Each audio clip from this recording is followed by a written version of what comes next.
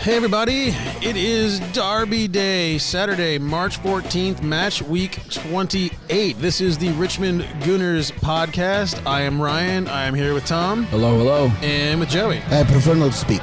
If I speak, I'm in big trouble. I bet he's going to get himself in some trouble today. Mr. Mourinho, he is. And Daniel Levy's mother is a whore. Well, and we'll get that out of the way from the beginning. So... Send away your kids for this one. Yeah, exactly. We're going to earn our explicit rating today, kids. Oh, no. So, yeah, as I said, match week 28, we start the day off, and you know what? Honestly, I don't really give a shit where we start the day or where we finish the day. cares? Because We're 7 it is points behind. I was monitoring because I wanted to sing the Tottenham Points in the Gap song. But we narrowed it. We narrowed it, but honestly, like, the table to me is not the issue today. The Europa League is not the issue today. It's fucking Tottenham. Yeah. Let's go.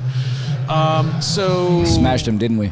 We did. You know, we came at them hard right out of the gate, running them down, and you know they're going to let us play with the ball. I mean, at one point possession was 77-23. Oh, yeah. But, you know, it wasn't just them sitting back either. It was our work rate and our just aggressive nature today came out. Skipper for the day, Lacazette leading it from the front. He was such a pest, defending from the front. He did so well today. That's a great expression. That's a great expression, leading from the front. Mm-hmm. That's a great way to leading from the front. And if I've said it once, I've said it 1,000 times. Eric Lamela has the most punchable face in the entire league. And boy, he more than earned what he got in the game, but we'll get to that. Yeah. So he can eat a metric ton of dicks, as far as I'm concerned. A metric shit ton, as far as I'm concerned. Tons, T-O-N-N-E-S. Yes, exactly. Get the extra E. Yep. The extra E the is European for tons. Eat them dicks. Before the game, I want to say Rob let us know, like, hey, Martinelli's not even in the squad, hours before. Somehow that leaked. And Ornstein, I believe Ornstein leaked that. The Oracle leaked that on out. Twitter. And we've been over it so many times, I don't want to spend too much time on it, but not even in the team. Well, who is he going to displace? He's a wide player, and our wide players are very good. Sure, but not even on the bench? Yeah. It's worrisome. I mean, this is a happy day for us because, we might not be doing anything in the league, and, it might be kind of a moot point, but I want to win this fucking game. I want to win this game against them every time. I want to win the game, and I want to send them home mad. Yeah, and, it's just hard for me to fathom a way in which he doesn't increase our chances to do that in some fashion. But, in the end it worked out, so I don't want to beat it into the ground. Yeah. Aubameyang. Right. Disciplinary measures held out from starting. Late to a team meeting today at the stadium for the game. Yeah. I want to know if he's like 5 minutes late or if he's rolling up an hour later just sauntering out of the car. Like, that to me makes a difference. It does, and luckily today we got the job done and got the 3 points without him. But apparently this was not an isolated incident. I don't know if this was kind of the straw that broke the camel's back, and if Arteta is using this as an opportunity to say, listen, this guy's the club captain and he's still getting disciplined just like anyone else, which I respect from Arteta. I do, at the same time, and like you just hope he takes it in a learning way and not a it's like bitter way. Listen, I need to be on time. He looked pissed when they cut to him. Because he was like sitting way up in the stands. He knew he was not seeing the pitch in this game, barring a horrific injury. And you have to wonder if we had lost. Would Arteta get crucified in the press? Probably. I wonder if it's like a thing where he was like, hey, Aubameyang's not playing because he's sitting because of this. Can you guys go out there and get it done without him? I mean, I would hope he galvanized the team in that way. And like I said, leading from the front, Lacazette was the first piece of that to me. He wasn't man of the match, you know what I mean? But he just really set the tone as captain for the day. He really set the tone from that. And I think everyone behind him he helped everyone behind him kind of have the same attitude. Well, speaking of him as captain, there was a couple times where he kind of got in there and had a pretty brisk discussion with the ref. Yeah, absolutely. Which is something you don't see a ton out of Aubameyang, so it was nice to have that. Absolutely. For a guy who was doing temporary duties, which was good to Tom's point, a lot of times you don't see that from striker captains. Yeah. So it's good to see him come back. I looked up in like the 83rd minute and he was still running after the keeper to, I'm like, yes. Yeah, this is what you want to see. He left it all on the pitch. Absolutely. Without question. And, it was, he needed to come off. He was done. But I think in what he put into it, we got more than our fair share out of him. So good on him for that. Absolutely. The only other lineup oddity for me, and again, it worked out great, but Odegaard and Smith Rowe playing together, they're kind of the same guy. Like neither one of them. Do you think they're redundant? I don't think they're redundant, but neither one of them is really a winger to me. No, but ESR today was ESR's best game playing in that role. It was. No, I mean, it was. I'm glad to see it. Very much had his touch on the game. Oh, absolutely, and he grew into it. But on paper before that was kind of like okay, and maybe there's been stuff going on in training that we haven't seen. Yeah. Like he's been practicing out there, but I it think seemed odd from the beginning to get them both out there together. Yeah, I think it's okay, both of these guys, ESR had been in great form before we brought Ødegaard, and Ødegaard was brought to help us with this season. So I think it was like, and he's in great form as well. So it's like, how do I fit both of these guys in the team? Yeah, I think it might be that situation where I can't drop either one of these guys right now. They're both playing too well. Right, and like I said, it worked out great. It was just one of those. Yeah. It was just okay. But in this, as we always say, we're not football managers. So clearly Arteta saw something, and sure enough, it worked out. Exactly. ESR did really well, and for me, Ødegaard was man of the match. He was, and to your point, Tom, he did absolutely everything he wanted to do. You wanted to talk about how he reminds you of Nasri a lot. Yeah, his dribbling. He dribbles. He's an excellent dribbler, but just the way he. If you were to just look at him as a silhouette, and just someone were to put him as a silhouette as a video, who does he remind you of? Kind of like Kylian Mbappe. If I watch him dribble, he dribbles just like Thierry Henry. Absolutely, yeah. And Ødegaard dribbles like Nasri. He just how quick he is, like prime Arsenal Nasri. Yeah, what you're saying, yeah. And just left foot, right foot, and the way he gets past people. Just his close control in tight situations where there's 3 or 4 defenders around him. And he gets people around him, and it reminds me that he does not panic at all. That Marine expression from the Korean War where they're like, we got 500, Koreans surrounding us. It's like, good, we got them right where they want them. Mm-hmm. Or we have them right where I want them. And he just knows when to get rid of the ball, when to move. He was excellent today. I loved seeing him play. He's a real joy to watch. What a goal! Yeah, I think that goal in the Olympiacos game might have opened the floodgates for him. Yeah, I agree. Because that was my He's a real quality and player. A lot of people, their knock was he needs to shoot, he needs to score, and then wow, what a goal on Thursday, and then today's goal also. He is worth every penny that Real Madrid want from us. Remember when they bought him? It was like a huge deal, right? Because he was like the most coveted, like teenager. He was like 16 at that time. This was like maybe 6 years ago, maybe 2015-ish. He was like 16, and it was a big deal that they got him. And then you heard nothing from him. Yeah. But if you watch Spanish League, he played at I believe Real Sociedad this last 2 years, and he'd been doing really well there. And it was like, well, can he, because Real Sociedad is not a big club. Right. Can he do it at Madrid, or can he do it at another club that's a big club? You know what I mean? Worldwide. With big expectations. Yeah, with big expectations. Man, the funny thing is, and we were talking about it on Thursday, basically the better he plays, the worse it is for us keeping him long term. Yeah. But I still think, we talked about this last time. I'd rather keep him. I'd rather you play well for a year than go back. But I still think that with Real looking to extend Modric, that we could possibly loan him for another year. I think we could definitely loan him for another year. Modric is, I think, 35, and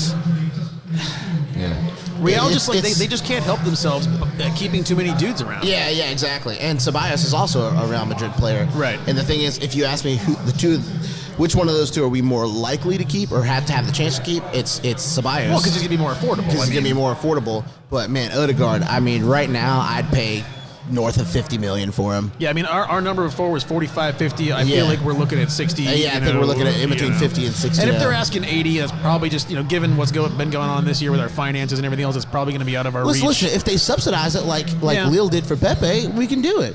Yeah, it just depends on what they're willing to do. Put 15 or 20 down as a down payment. Can we put him on layaway? Can we put Ødegaard on layaway? The Kmart of midfielder shopping. So with the young kids up front, what I thought was unusual today, it looked like Saka was playing striker. He was all the way up every opportunity, and I think he was just being aggressive.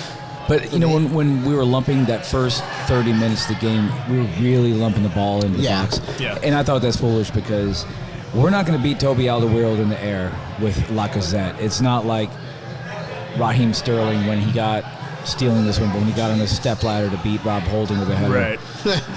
So it bothered me at first that we just kept trying those crosses, but we got it together.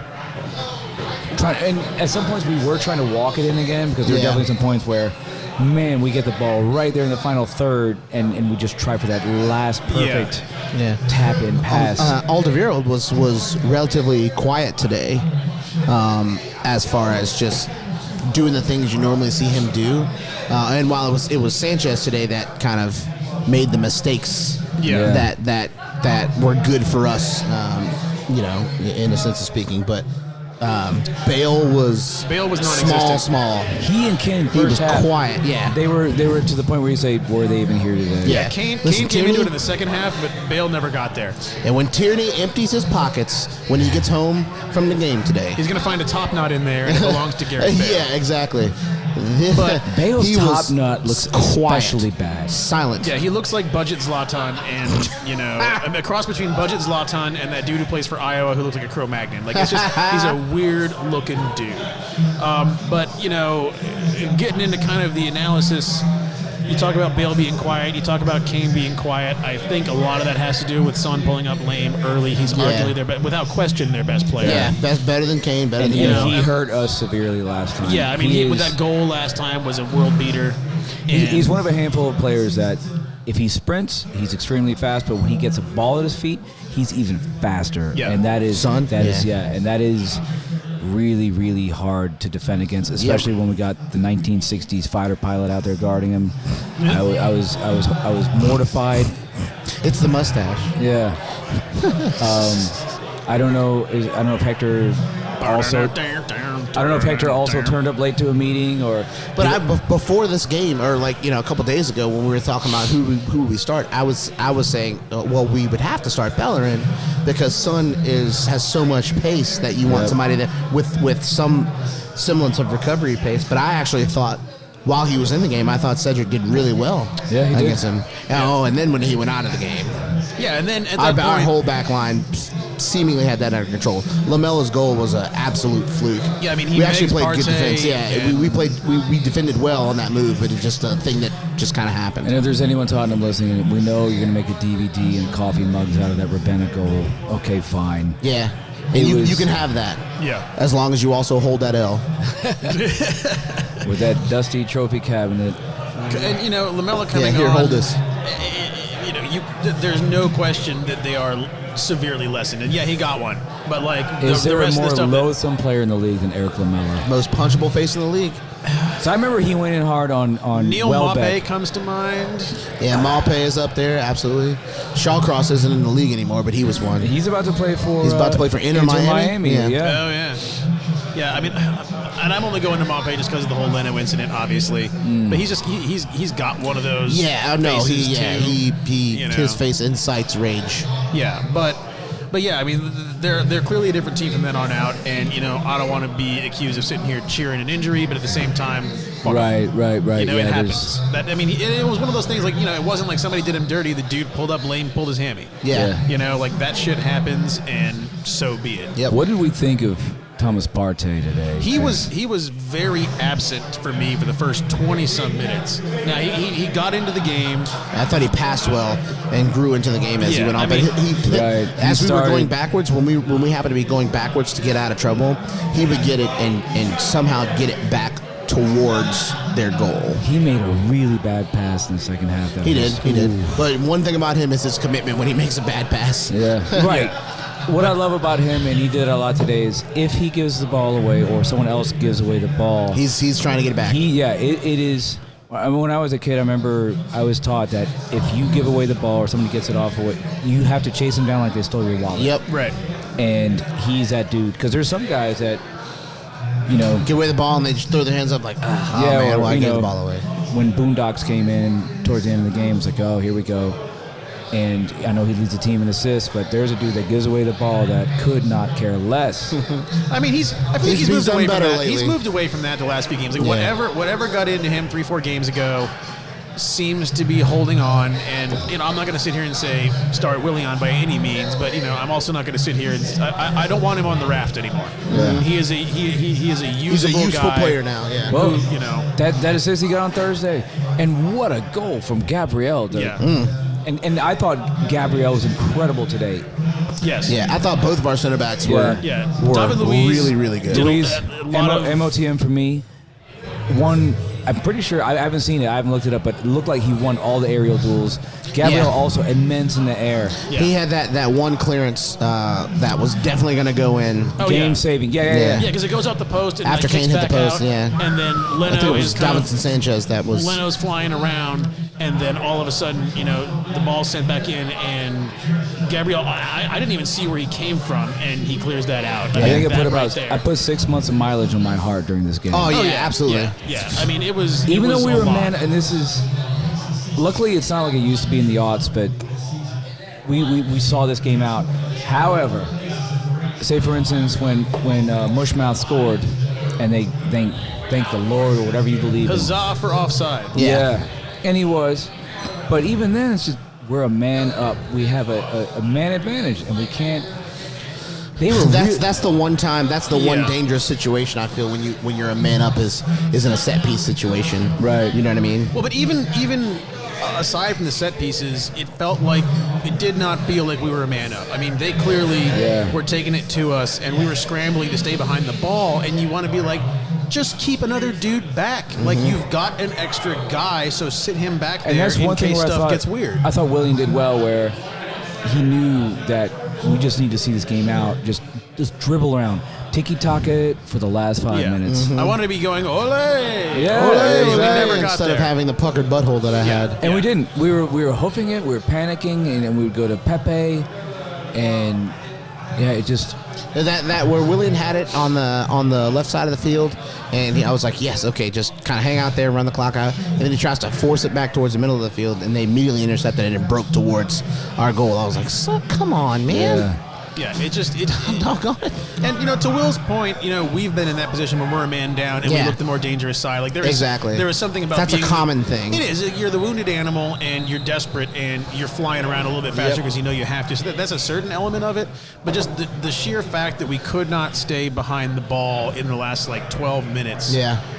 Was troublesome because you've got an extra dude to park back there, and why aren't we doing that? Yeah. Do we know why Saka went out? I don't. A lot of folks around the pub were going, you know what? He just was getting beat up Yeah, all right. game. He was. And I then, don't know if he picked up a knock or not, but it's like, look, man, this dude He is had a getting couple the crap fouls. kicked out of Yeah, him. he got fouled a couple times, and it was pretty bad. And also, Pepe's fresh. He hasn't played in a couple games. Fresh legs, give him a shot. Didn't Yeah. play on Thursday, give him a shot. yeah, man. and he was great when he came. I thought in. he was very good when he came on.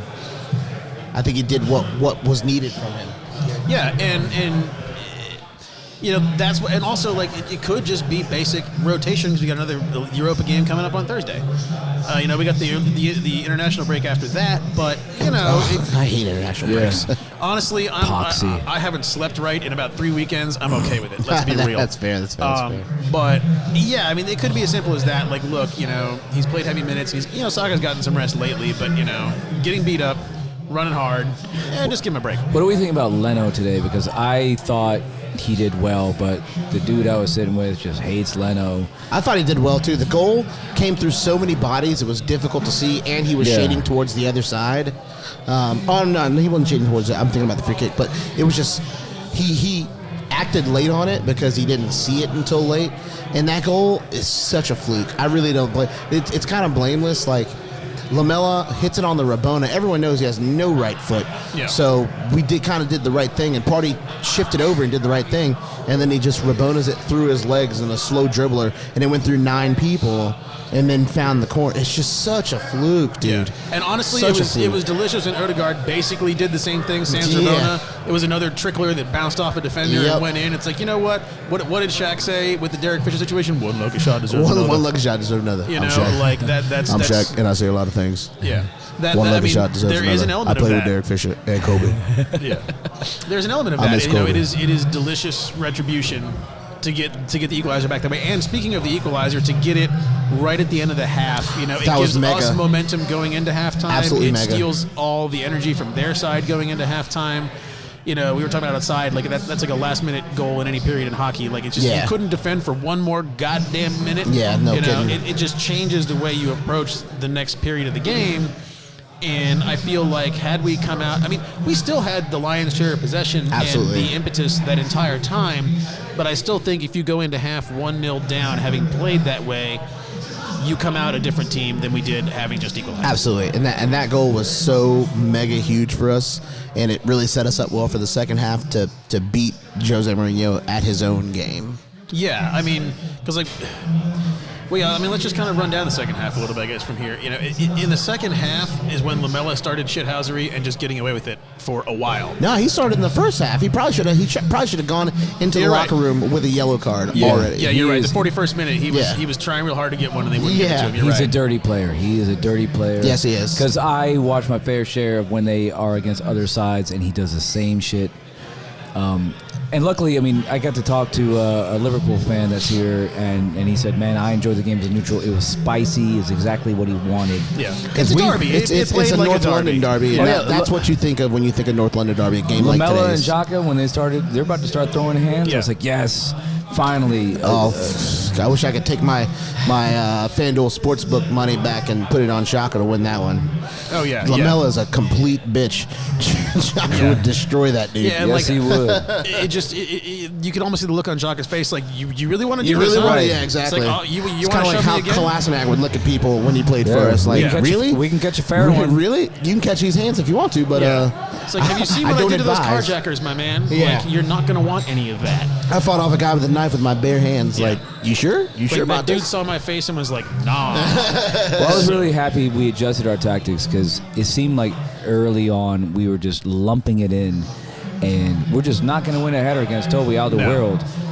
And then finally, we really started getting those 1-2s Through going. balls. Granit Xhaka played that through ball to Lacazette for the penalty. Well, and with ESR and Odegaard out at the same time, you know, those are guys who do through balls. Like Yes. That was what was weird. Is That's like the first thing they look to do. Is right. It's like, and you have both of them on the pitch at the same time, and you're still just swinging it in. Like that was a little weird. And we adjusted. ESR and Odie both make the opposition look just amateurish with their dribbling. They would dribble past them at will. Mm-hmm. We got past them a lot to deliver these on-the-ground crosses. Yeah. Odegaard gave them fits. They could not dispossess him. If we played them 5 more times, we would take 4 out of 5. Yeah. No question. I mean, especially in current form. I mean, Tottenham have not had it together lately, Right. and we are clearly getting it together.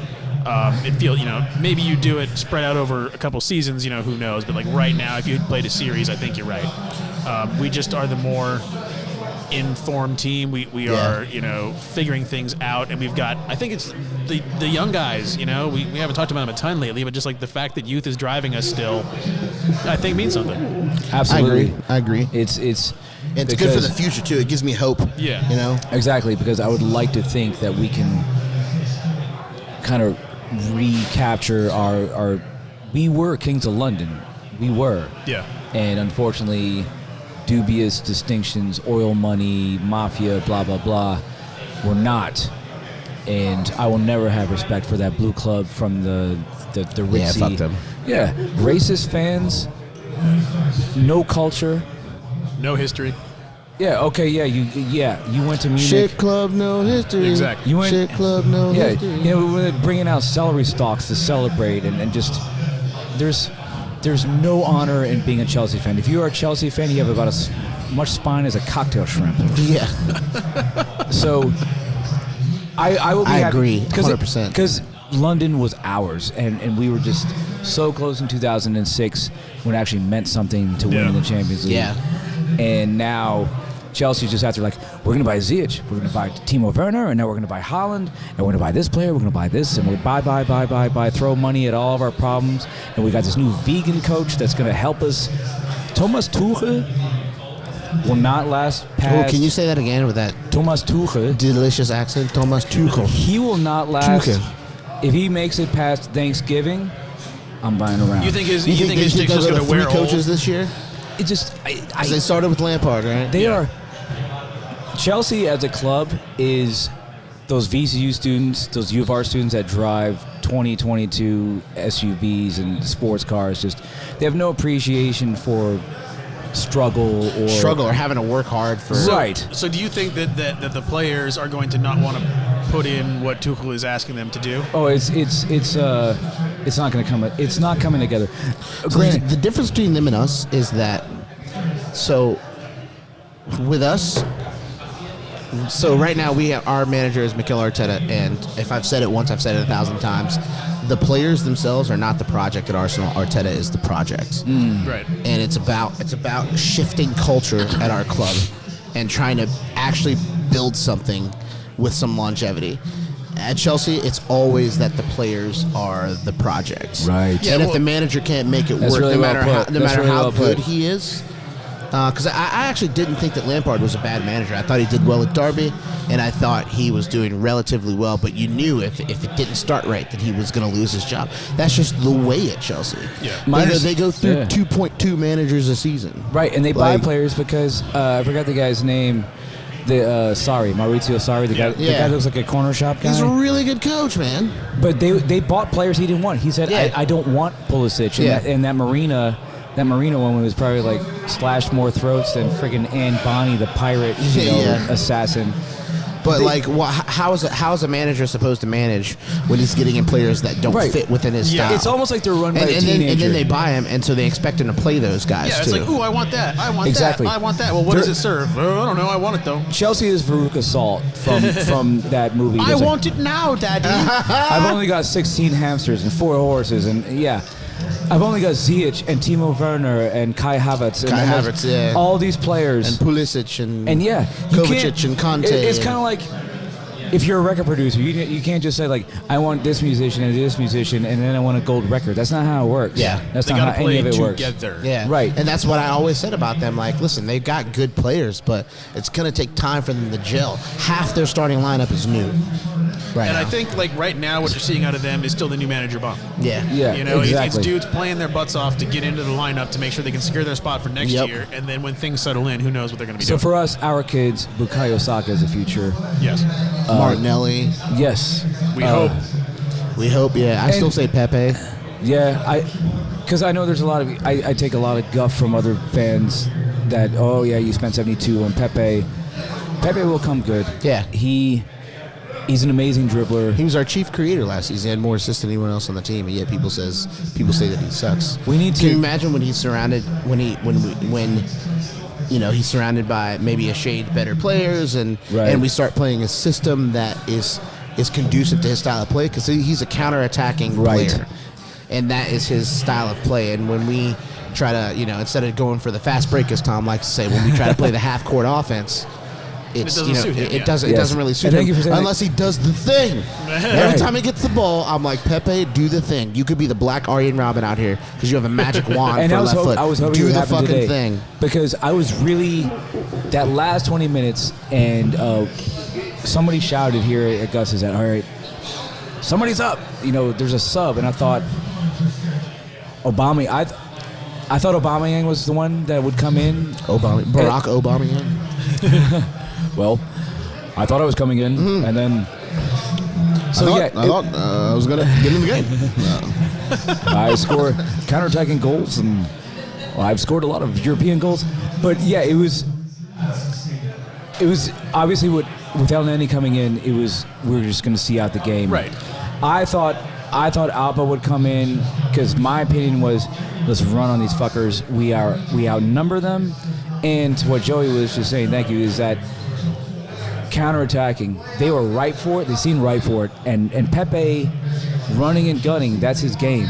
And we tried a couple times. We hooked it down there.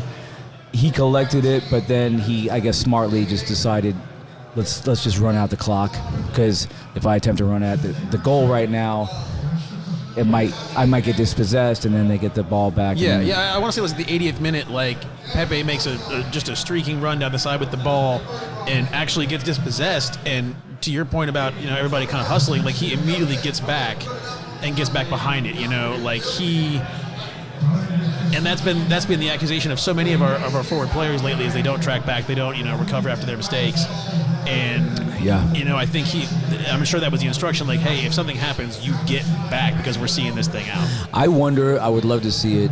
I would love to see a lineup next year where we just run at people and sprint and score goals, because Alba and Pepe, and I think Odie is also suited to that.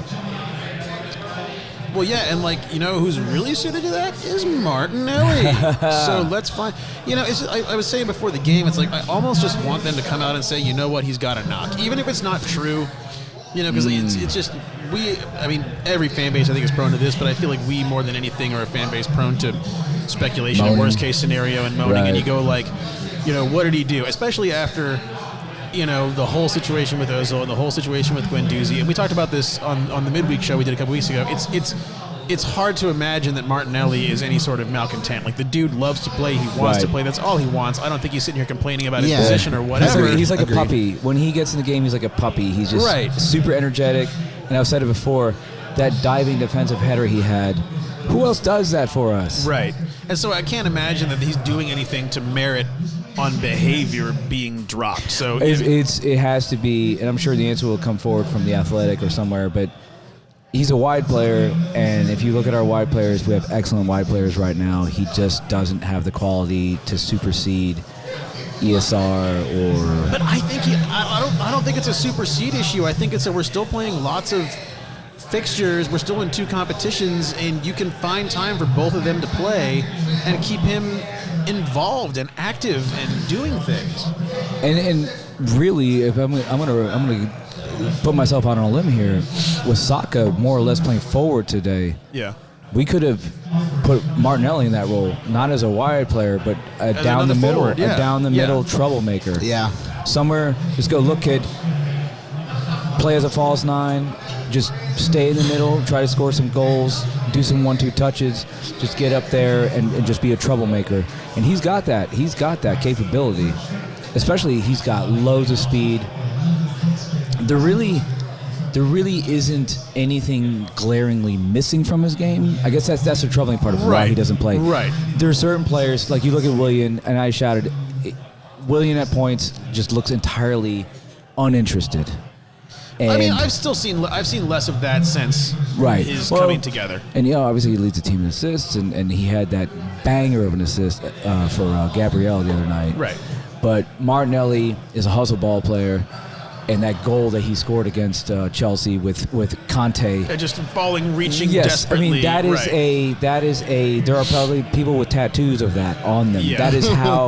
That is how iconic, how epic that moment was. Well, Conte was like parallel to the ground with all his limbs flailing. And I would dare say, like, I wished when that happened, I was like, please let this be the moment we are once again better than that Russian oil club, better than them. That yes, you can buy, you can spend, you can throw money at all the mercenaries in the world, but you are not the Arsenal. You're not the Arsenal, and you're never going to get any sort of club loyalty from, and I know that's rare these days in anyone, right? Because there aren't any more Tottis and Gerrards and players like that Tony Adams, that will play for one club for their entire career, Giggses and players like that. But I feel like it means more to wear an Arsenal shirt than it means to wear a Chelsea shirt. I would absolutely, because when I think of Chelsea, I think of that video from when they were away in Paris and they kicked that dude off the train, and they were like, we're racist,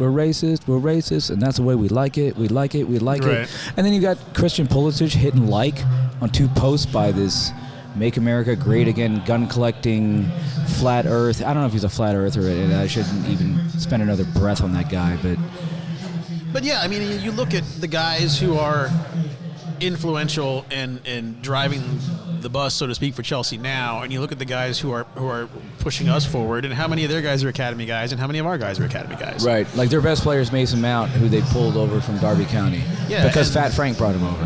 Right, and we so much of what is making us. I almost said making us great, and I'm not going to do it because Jesus. And we're not. We are. My hope is that we are where Liverpool was a few years ago. Right, where on the verge. We have players that will get us into 6th. And Arteta did have a very revealing interview because he generally tends to be kind of cagey and standoffish. But he said recently that he doesn't think he's got the personnel to pull off his full vision. And I'm positive he's got his targets identified.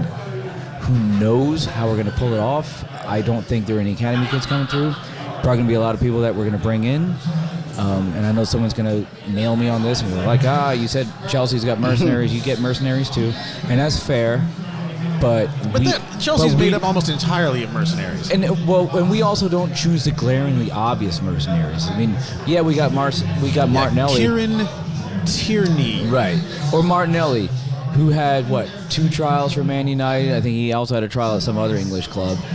And we bring in players. We don't have players that are these glitzy top 5, name your price, anything you want. Like making my second Willy Wonka reference here, but like the father, like, okay, darling, whatever you want. Yeah, like my Daddy Warbucks has his checkbook wide open. And the fact that Chelsea is going like, we're going to get Haaland. You cunts just got Timo Werner, who couldn't finish in a whorehouse. And now you're going to get Haaland. So what are you going to do with Werner? Are you going to send him back? Are you going to send him to Bayern? Or are you going to offload him? Who are you going to foist him on? Yeah, and the new Shevchenko, the new Fernando Torres. How bad of a club are you that Fernando Torres resurrected his career? He was a legend at Liverpool, scored all kinds of goals. Goes to Chelsea, fucker goes colder than a banker's heart. Load of cunts, Chelsea. Load of shower of cunts. And, to back off of just, this becoming a shit-talking podcast, I mean, you're not wrong that, like, there's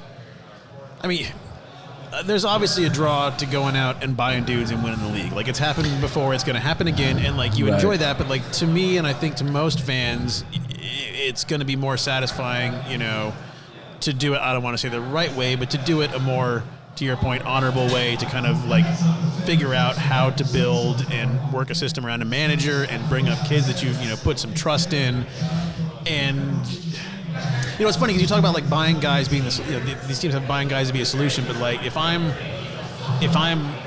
Holland or somebody, and not that we're going to get Holland, but you know what I mean? If I'm like, star target out there. We'll get him when he's 32. We'll get him when he's 32, exactly. No, but if I'm like ex-star player who is looking to move to the Premier League, and you see Chelsea just buying dudes left and right and making nothing of it, and you see another team building something and you believe in the project, I feel like we have to get into European competition next year to make this, or in the future to make this plausible. But, if that's me, I want to go to the team that seems like they're building something that's going to last, as opposed to like let's just throw a bunch of money at these dudes, throw them on the pitch together and see if they can win a league. And if not, we'll dump half of them and buy new ones next year.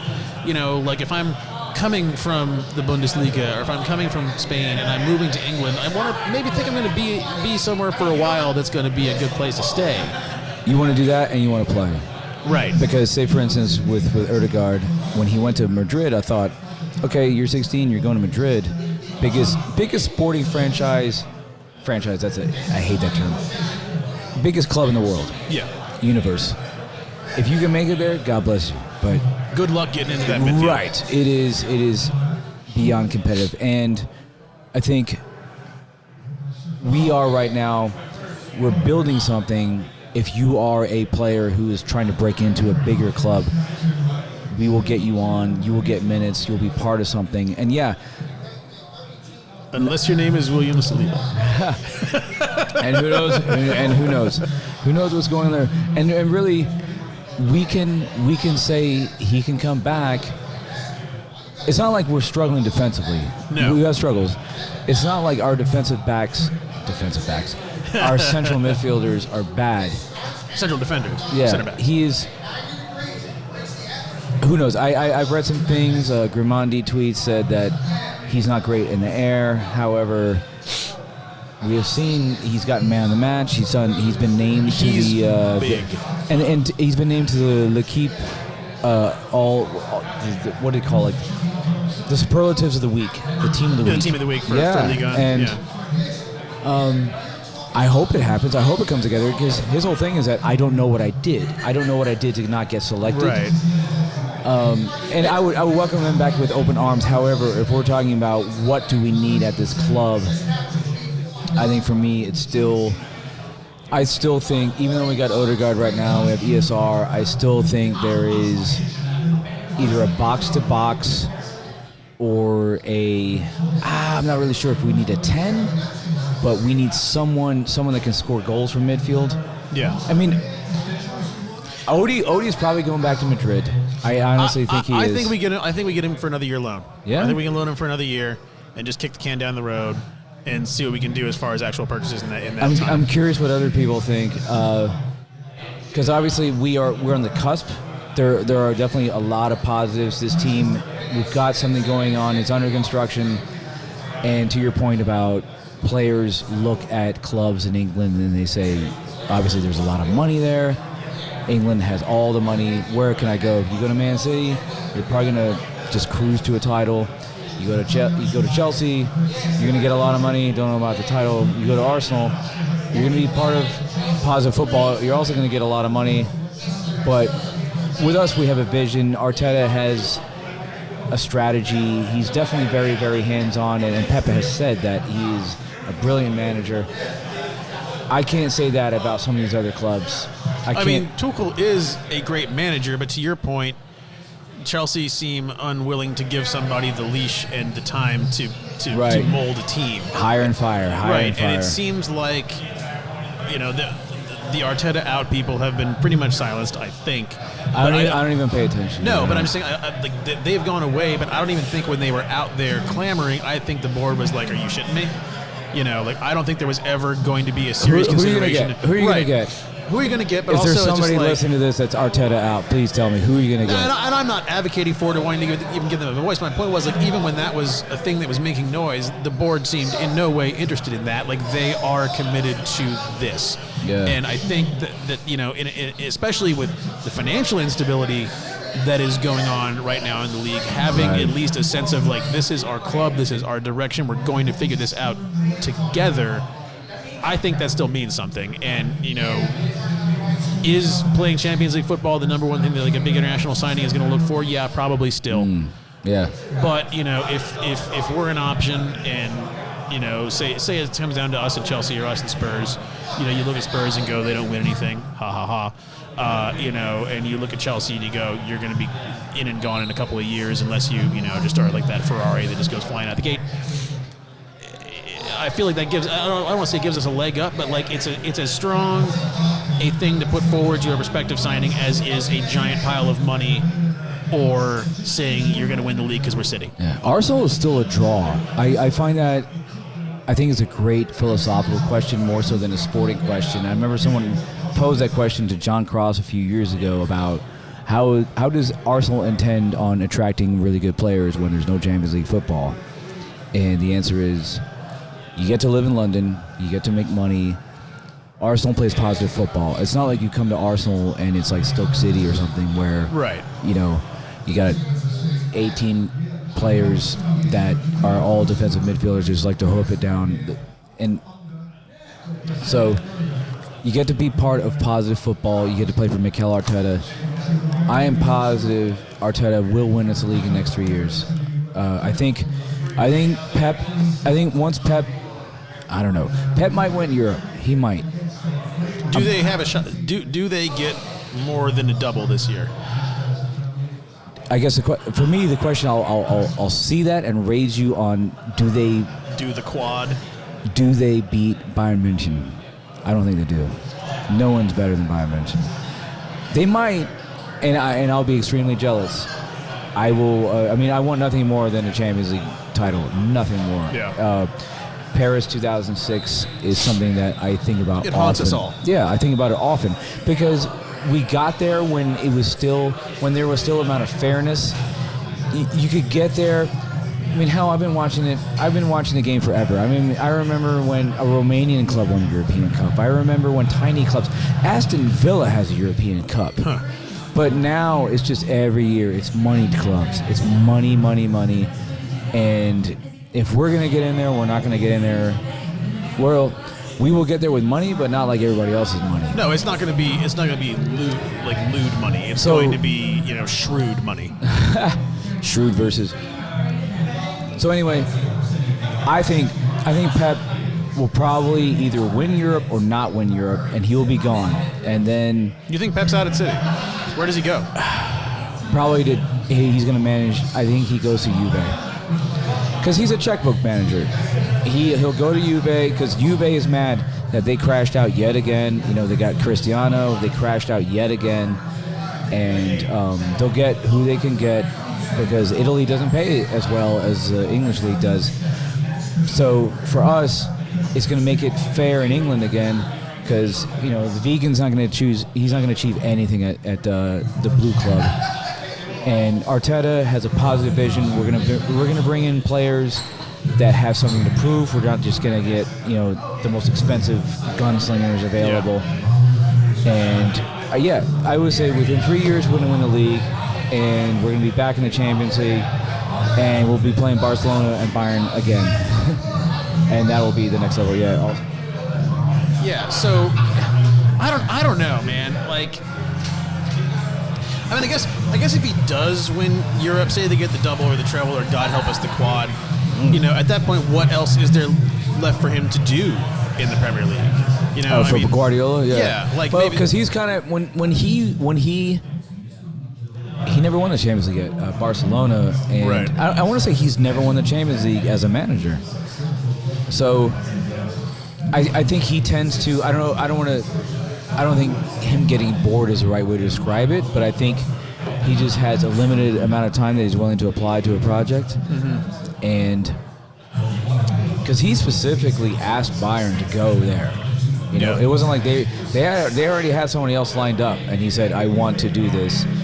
And I think with City, I honestly think that he's already got one foot out the door now. I think he's the type of dude that he just goes on the sabbatical and he'll probably write a book and record an album and just appear on some talk show in a cream-colored sweater. and pants with a fly down. Or whatever. Skinny jeans. And he's almost like a nice guy version of Mourinho. He's going to go to Italy and he's going to take over Juve and he's going to cruise to the Scudetto and then try to bring them to European glory. That's what I think. I mean, it's certainly possible. I mean, they've completely run away with the Premier League twice. Like that, it's not even coming down to the last. I'm about to do it month. again. Yeah. I mean, this will be the third time they've obliterated the league, or is the second? I don't know. I mean, this is the second one where they've pretty much locked it in. 2 months out. Let's not even talk about them anymore.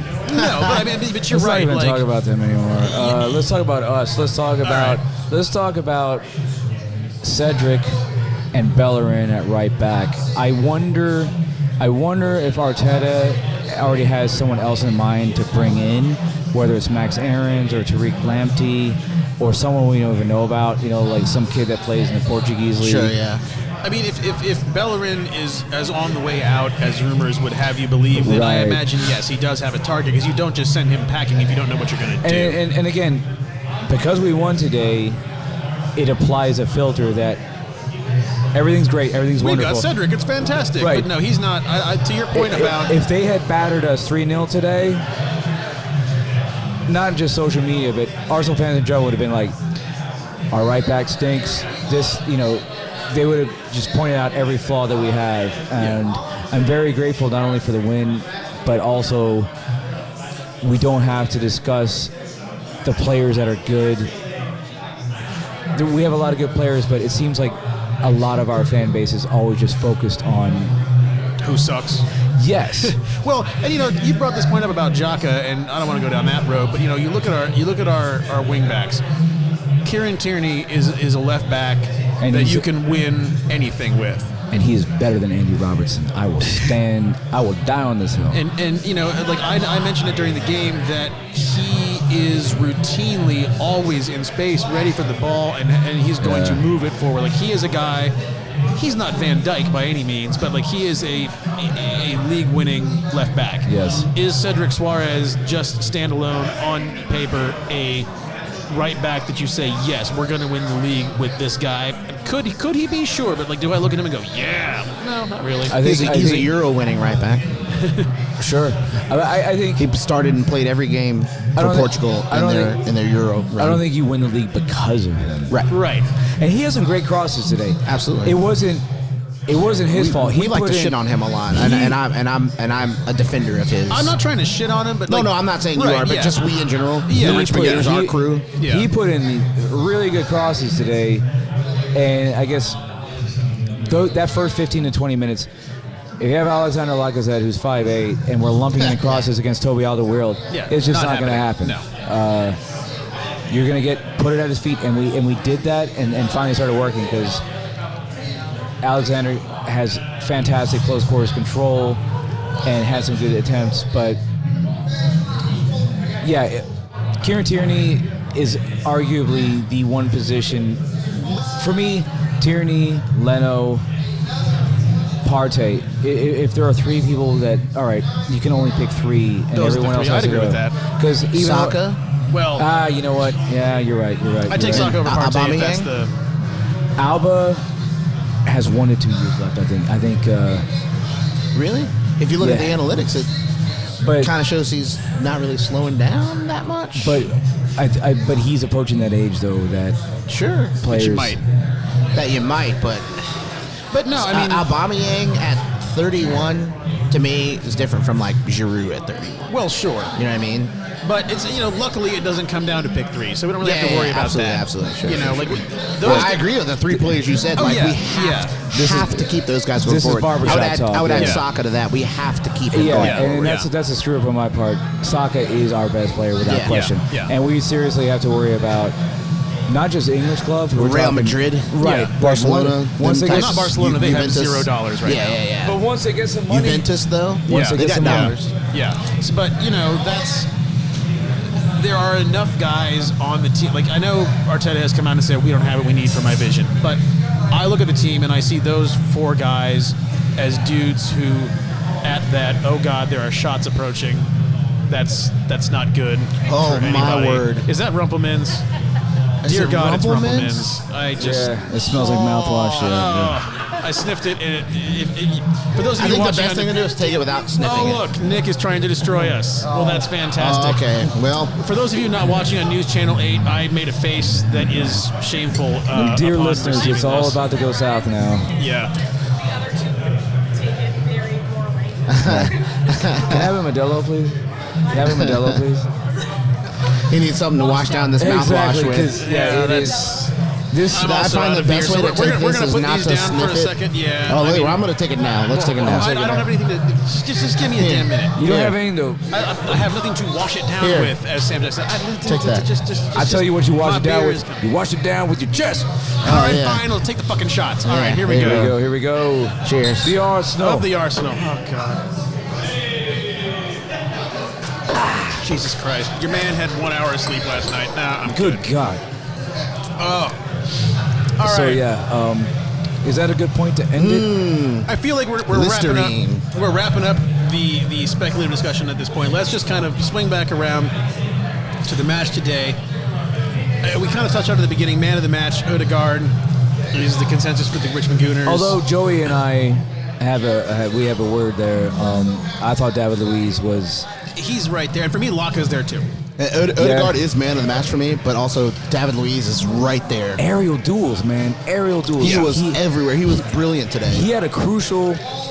Harry Kane lumped one in, and Luiz headed it away. I forgot who the target was. And I don't remember either. Yeah. There It was in more- the second half. no, it was where Lucas Moura crossed it in For Kane. tipped for Kane, Yes. and Okay. David Luiz, and you just felt that sinking feeling in your heart when it's Right, in the air. like, here it is. Because Here it comes. Kane Here- scores those, Right. like, almost every time. David Luiz jumps up at the last second, heads it away, and you're like, okay, maybe he's on his ting today, you know? Yeah. And if there's anything, here's what. Remember in the first half, Luiz was attacking, and he was damn near Oh, yeah. a right winger. Yeah, and everyone's going like, what is he He was doing? everywhere. Yeah, He was 'cause everywhere. He had the ball at his feet, and he was gonna break off whoever was their left back. Like he was up there trying to act like he's Saka, and I was like, "Hey, he's Brazilian. He knows what to do with the ball at Yeah. his feet." I was gonna laugh my ass off if he got a solo goal and slammed one in. Thank you very much.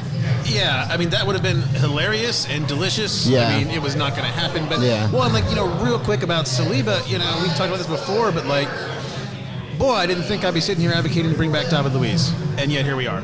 And I'll even go higher. Like, is Luiz? We have to say this. Does he get another year? I've been saying it. We've talked a couple times. I've been saying yes, he gets another year. Sure, give him another year. If only for his leadership in the clubhouse, but his on-field play lately has been suggesting that he should get another year. And he's good I think going forward. I don't know if he starts or whatever, but listen, if somebody gets hurt and David Luiz has to come in and play 25 minutes off the bench, right? I'm okay with that. David Luiz could be end of career Parameritas out there, where he is like the senior guy who is there, holding down the fort. David, Thelma, and Louise. There you go. So, the fact that we had, Louise and Bauer. and, it's a win, so obviously we're seeing it through rose-colored glasses, but there really were at least 3 guys who were strong candidates for man of the match. Yep. And, in a derby that you knew was going to be chippy, and Lamella's out there just trying to break everyone's ankles, and no one really bit. I mean, Xhaka kind of almost bit. But, but he kept us cool for the most part. He did. And then he came in with the yeet tackle. Oh, that my God. He put a little extra mustard on that bastard, didn't he? 79th minute. Like, I feel like that was right around the time that the pressure really started from them. Yeah. And the fact that he was able to come in there and do that. I mean, it was right at the line, in the box, the whole 9 yards. I was terrified. He got a yellow after that, which I'm totally fine with, and that's part and parcel of. I was terrified they were going to send him off for that. Nah, never. Yeah. I feel like Xhaka has outrun his reputation at least a little bit. Absolutely. That first year it was like the what do they call it, like £1,000,000 foot and five pence head. He has more than outgrown that, and say what you will about his mistakes. He's got 8-9 mistakes leading directly to goals in his time with Arsenal. We all know that. But there's still no discounting the fact that during Project Restart, we won when he played and we didn't when he did. He's also played, I think he has logged more minutes than any Arsenal player, which is insane. He plays 90 more than probably anybody. Yep. Agreed. And I almost wondered, does he play more minutes than Leno? I mean, I'm sure Orbinho has that. If not, it's probably close. He's reliable. He doesn't get hurt, and he's got himself in a mental space where he can play his game and also not get red cards left and right. I was a bit worried about Partey today. I thought he didn't do as well as I wanted him to. He did his long distance shooting that I was warned from an Atleti fan that he loves these long distance shots. There was one. But he also... And actually, it came at a time where we weren't shooting, and I think, just doing that, whether it, yes, he skied it, but it kind of got us back into shoot first mode. Yeah. I like our shooting from distance because obviously Wenger forbade that for years. Right. Yeah. And then also... So kind of why I think Xhaka is, reluctant to shoot from distance, where when he first came, he was... 30 yards? Yes, here I go. He would do that all the time. But he also, when he first joined us, man, he I forget what he scored 4 or 5. Yeah, and just goals that are at belly button level that would just rip your spine out if you try to block it. He's got a rocket. He's got a Podolski rocket, but he also has 2 feet, which is nice. Yeah. I thought Gabriel was incredible today. He was, and he was incredible in a nonchalant way until that huge clearance at the end there when Leno was out of his off his line. Wow. I mean, I didn't even see him there, and he comes in and heads it clear and saves. When the Arsenal 3 players balls go for us. out, don't let that man even touch his credit card. Yes. He is. That was so crucial. Yeah, absolutely. No, it truly was. Saved the game. And saved our 3 points. I would say going forward, or at least 2 every game for the rest of the year, I would say our best center back pairing is those 2. Real quick. I don't want to spend too much time on it. Where has Rob Holding gone? That's an interesting question. To the Bosley hair transplant office. Honestly, I was going to make that joke. It's like, oh man, his hair plugs didn't take. He's off. Or to the place Wayne You're Rooney gonna went make a to, ball maybe? joke I in don't know. front He's of got us, some man. choices. With your beautiful Morrissey hair. Let me get that hair. Listen, I'm bald too, but that's because when my hairline started to go, I just leaned into it like Bruce Willis and just decided, hey, well, that's what I'm saying, listen, Rob Holding's, the front of his hairline is tragic. No, Rob Holding and LeBron need to both embrace. They need to do something. They need to no lace fronts. They need to either go to Bosley and get it done for real, or just lean into it and get rid of it. Get that #1 clipper out. Yeah. Well, and we talked about that in the midweek Madness podcast. I mean, you've got guys like Holding and Chambers and Saliba, and we got so many center backs to kind of figure out what to do with. I'm sure that situation will work itself out. Some dude's going to get sold. Some dude's going to stay around. We don't suffer defensively. No, and we did suffer defensively until this season. So, at this point, I will take the fact that we no longer do a win. But you know what else was a win? The game today, the North London motherfucking derby. There you go. Arsenal. The Arsenal. And we took care of business Yes, it was 3 points. Doesn't matter. The standings today, I don't care. We all know that Europa's where we're faced. And speaking of Europa, our next game is Olympiacos at home on Thursday. It's going to be a 2 o'clock Eastern start. Every day, Malakia. Thank you for daylight savings time not starting in Europe until too soon. But we got the 3-1 lead on aggregate. We got away goals. I feel like we're in a good position. So hopefully we will catch you next time. I am Ryan. This is Tom. I love you, Sarah. And that is Joey. And we will catch you later.